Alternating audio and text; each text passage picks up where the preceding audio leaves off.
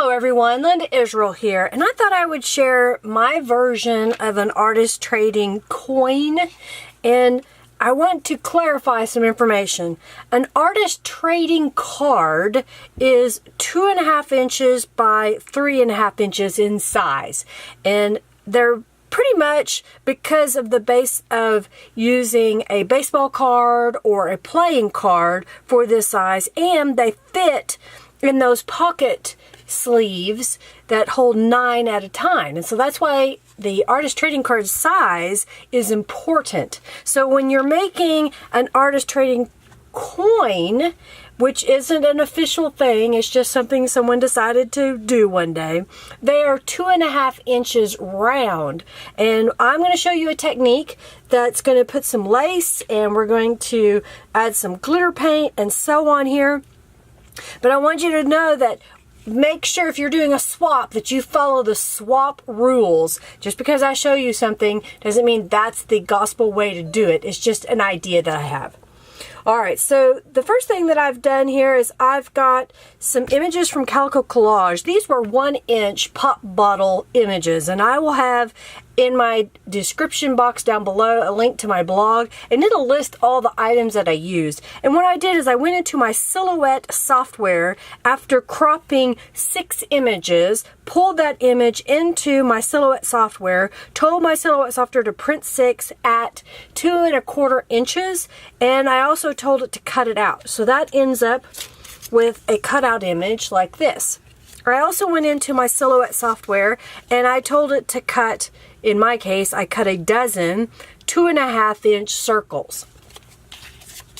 And then I have some different colors of distress ink here. So the first thing that I'm going to show you is we want to be able to stick some lace to this. And I know a lot of people don't have a glue gun, they don't know how to use a glue gun, or they just might be glue gun challenged. And if you are falling into this category whatsoever, this will be perfect for you. It is the best glue ever. And what I'm going to do, wait, let me make sure I do this first, is I'm going to add some distress ink to this circle, and then I'm going to add some of this best glue ever to the other side. And what I'm going to do is taking this and making a small bead. I will rotate, and I want it to be raised up just a little bit all the way around. What's really cool about the best glue ever is it's pretty tacky pretty quick. So if you want to adhere this to something, you can. Or in the case of what I'm going to do, if you want to put the glue on here and then let this air dry for a little bit, then it will be sticky. So I'm going to let that one dry, and we're going to move on to the next segment. I'm going to go around this one with the distressed ink. This is pink cardstock. You don't have to use cardstock. You can use a couple of layers of paper. The thickness is all up to you. Again, if you're doing a swap, make sure that you follow the swap rules. They may require you to put a backer onto your artist trading coin. I've got some peacock feathers, and again, this is a blending tool from Ranger ink, and then this is just the Tim Holtz Distress ink. I've got peacock feather, and I'm going to go around the edge of this one. The next thing I'm going to do is I'm going to adhere these two together. So I've got the best glue ever, and I have the large, yes, I believe that's the large, or is it? Nope, that's the medium. I got the medium no clog writing cap from Scrap Perfect, and I'm going to use the best glue ever, and I'm going to put just a little bit all the way around. It doesn't take it a lot. I'm just wanting to hold this in place because I plan to sew this into place in a moment. So now I've put that on there, and for the tip that I want to share is if you are using this glue and you don't want it to clog again, so I put just a little bit on my finger or in the cap of the glue, and then, or cap of the cleaner, and then put that into the needle portion of the writing cap, and then it won't clog up. With that left over, I'm going to put just a little bit on my hands so that the next step is easier on my fingers. I have some Tulip glitter paint, and I'm just going to put a few little blobs on here. I got to get it down to the bottom. And I'm going to use a paintbrush because I want it to be really super thin, and I don't need the precision. I just want it to be glittery. So I've just got a paintbrush here, and I'm going to go in and touch that into that glitter glue paint. But glitter paint, I always say glue. It's glitter paint, dimensional fabric paint that I picked up at Hobby Lobby. You can also get it on Amazon. Whenever I'm sharing items, if I have a link to it where you can get it from Amazon or from the vendor like Scrap Perfect, then I will have that on my blog so that you can order direct from that. And yes, I do get a commission if you order, and I greatly appreciate it if you do, because that kind of helps me continue making items to show you guys how to use them. So now that I've finished with this paintbrush, I need to clean it.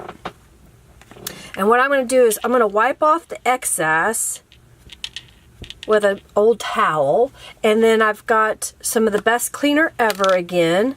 I'm going to put a little bit on my towel, and then I'm going to take my paintbrush and work it into that. Because it is a glitter paint that's almost glue-like, you can see the glitter is already coming off.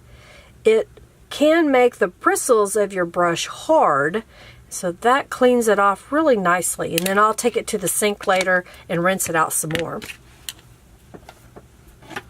So I'm going to set this aside to dry, and then we're going to show you the next step. Okay, so this has been drying, and in fact what I want to mention is this is sticky to the touch, and it's been drying. It takes about 15 to 20 minutes for it to turn clear. So here it is before it's dry, and I want to zoom in so you can see that. So it's kind of a white color before it dries, and then it's clear when it is dry.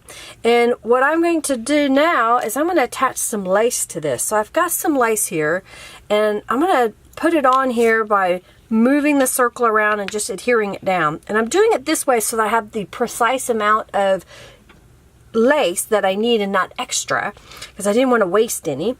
And I'm just going to place this on here, and then I'm going to make a little bit of a pleat and keep turning it. Made another little pleat, and what this will do is it will make it look round without getting that weird straight look. If you don't put the curve in there, then it will not look correctly. So I'm just pushing that on there.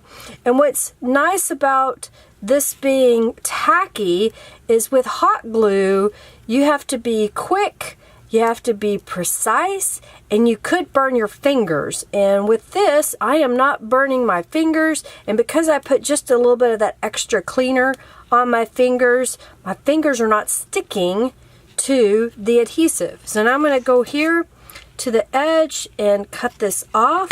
If I need an extra little dollop of glue here to hold this tail in place, I'll just put just a tiny bit and then push that down into the glue. So now I have my spray box, and I have some Tattered Angels Glimmer Mist. Zoom back out just a little bit here for you.